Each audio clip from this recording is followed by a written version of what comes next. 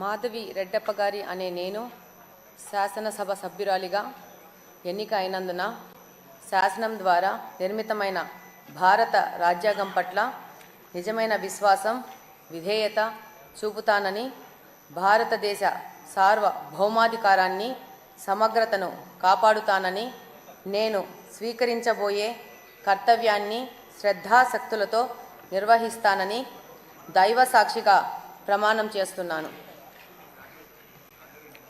ఆంధ్రప్రదేశ్ శాసనసభ సభ్యురాలినైన మాధవి రెడ్డప్ప గారి అనే నేను సభ నియమాలకు కట్టుబడి ఉంటానని, వాటిని అనుసరిస్తానని, సభ మర్యాదలను పాటిస్తానని, సాంప్రదాయాలను గౌరవిస్తానని దైవ సాక్షిగా ప్రమాణం చేస్తున్నాను.